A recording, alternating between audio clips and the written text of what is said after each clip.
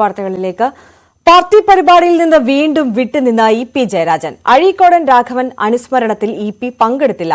M ലോറൻസിന് അന്ത്യാഞ്ജലി അർപ്പിക്കാൻ എറണാകുളത്തേക്ക് പോകുന്നതുകൊണ്ടാണ് പങ്കെടുക്കാത്തത് എന്നാണ് വിശദീകരണം. പയ്യമ്പലത്തെ അനുസ്മരണ ചടങ്ങിലാണ് ഇ.പി. പങ്കെടുക്കേണ്ടിയിരുന്നത്.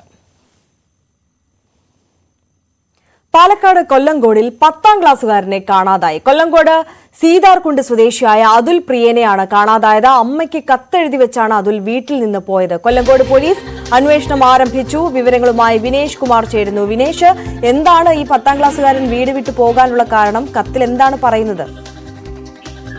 ഭാര്യ ഇന്ന് പുലർച്ചെയാണ് കൊല്ലങ്കോട് സീതാർകുണ്ട് സ്വദേശിയായ അതുൽ പ്രിയനെ കാണാതായത്. തുടർന്നാണ് വീട്ടുകാരും പ്രദേശവാസികളും സ്ഥലത്ത് പരിശോധന നടത്തിയിരുന്നു, അന്വേഷിച്ചിരുന്നു. ഇതിനിടയിലാണ് കത്ത് കണ്ടെത്തിയിരിക്കുന്നത്. അമ്മയ്ക്ക് എന്ന് പറഞ്ഞൊരു കത്ത് അവിടെ നിന്ന് ലഭിച്ചിട്ടുണ്ട്.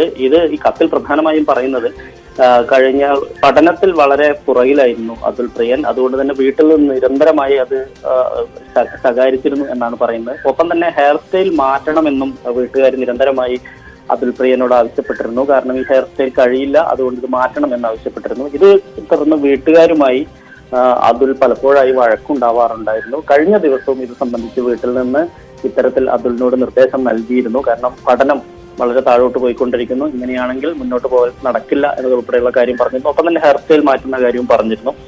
ഇതേ തുടർന്നാണ് ഇപ്പോൾ കത്തെഴുതി വെച്ച് ഇന്ന് പുലർച്ചെ കാണാതായിട്ടുള്ളത്. എന്തായാലും അതുലിന്റെ മൊബൈൽ ലഭിച്ചിട്ടുണ്ട്. അതായത് പാലക്കാട് നഗരത്തിൽ തന്നെ ഒരു ലൊക്കേറ്റ് ചെയ്യാൻ കഴിഞ്ഞിട്ടുണ്ട് എന്നാണ് നമുക്ക് പോലീസിൽ നിന്ന് ലഭിക്കുന്ന വിവരം. അതിൽ ഒരു പക്ഷേ അല്പസമയത്തിനകം തന്നെ കണ്ടെത്താൻ കഴിയും എന്ന് തന്നെയാണ് പോലീസ് പറയുന്നത്.